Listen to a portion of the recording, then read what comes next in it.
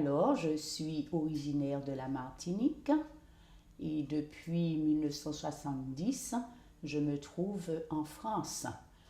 Et j'ai beaucoup œuvré dans l'église de Paris Sud où j'ai fait mes premiers pas à mon arrivée en France. Mais en Martinique, j'ai été institutrice et j'ai enseigné pendant près de 20 ans à l'école adventiste de Keolis.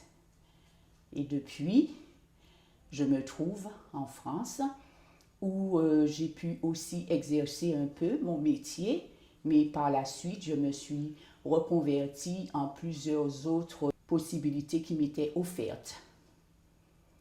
Et depuis le 11 mai 2013, je vis une nouvelle expérience au sein de la Fédération France-Nord comme responsable du département des ministères de la femme. Je suis très contente car je découvre un autre public et je touche aussi à une autre thématique. Mais grâce à l'Esprit de Dieu, je commence vraiment à trouver mes repères et surtout je suis entourée d'une équipe très sympathique.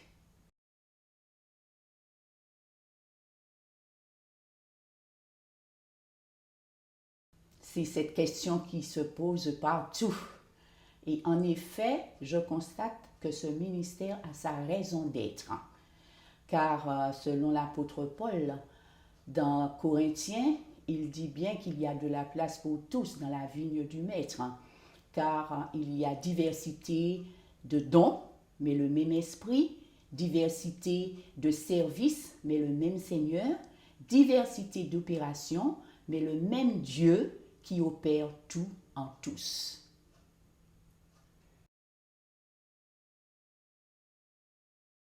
Alors, ces prochaines années, nous voulons premièrement réaffirmer l'identité de ce département, c'est-à-dire redonner un goût, mobiliser, fédérer les équipes de telle sorte que la femme puisse comprendre qu'elle a un rôle à jouer au sein de l'Église. Non seulement dans l'Église, mais surtout vers l'extérieur, car avec le potentiel qu'elle possède, il y a beaucoup à faire avec les gens de l'extérieur, car elle touche beaucoup de personnes dans leur travail, dans leur cheminement. Donc, pour les 4 années à venir concernant ce ministère, nous voulons mobiliser les femmes pour qu'elles puissent vraiment faire connaître le beau message du retour de notre Seigneur Jésus-Christ aux autres personnes qui ne sont pas encore touchées.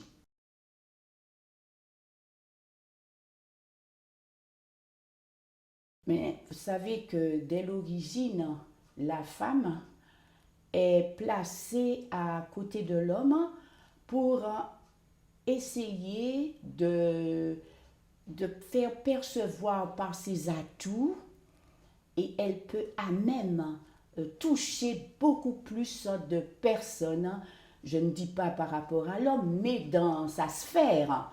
Hein, elle peut vraiment, avec ses atouts, sa sensibilité, arriver à toucher les autres.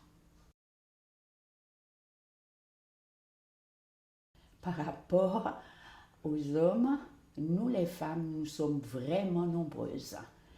Et en faisant le tour de nos églises, nous constatons que les femmes ont vraiment une place importante dans l'église.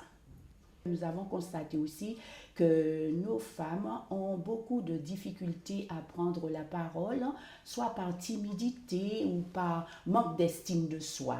C'est pourquoi nous voulons développer un atelier sur l'expression publique. Et particulièrement au mois de mai, nous voulons aussi faire un séminaire sur l'estime de soi, permettant à la femme de vraiment réaliser qui elle est et son potentiel pour vraiment mener à bien l'œuvre, proclamer le message de l'Évangile autour d'elle. Nous voulons aussi faire paraître chaque trimestre un article sur le site internet du ministère de la femme Et cela pour permettre à la femme de vraiment rédiger par écrit son parcours spirituel, familial, social et aussi son regard sur la femme dans la société. Et en fin de compte, nous voulons aussi créer une cellule d'écoute et de conseil au niveau des églises parce que cela manque. Et les femmes, même aussi toute personne de l'église, a besoin de retrouver un endroit où elle peut facilement communiquer et recevoir des conseils. Et d'autre part, nous allons promouvoir aussi les différentes journées internationales concernant ce ministère. Par exemple, la journée de prière qui aura lieu au mois de mars et la journée des ministères de la femme qui sera réalisée au mois de juin 2014. Et puis, le premier congrès européen qui aura lieu en Allemagne au mois de septembre. Ce sera vraiment un moyen de faire connaître ce mouvement dans l'Europe. Quelles autres orientations? Est-ce qu'il y a autre chose?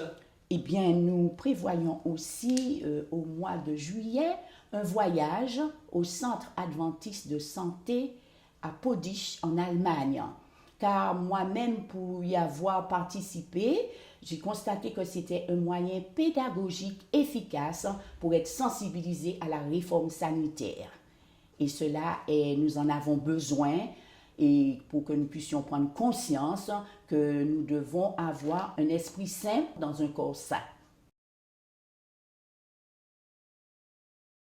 Je voudrais que chaque femme dans cette fédération puisse prendre conscience qu'elle a une mission à accomplir au nom de notre Seigneur Jésus-Christ et qu'elle doit se nourrir, se former, être vraiment remplie par l'esprit et développer en elle toutes les possibilités pour propager, pour répandre cette bonne nouvelle autour de nous.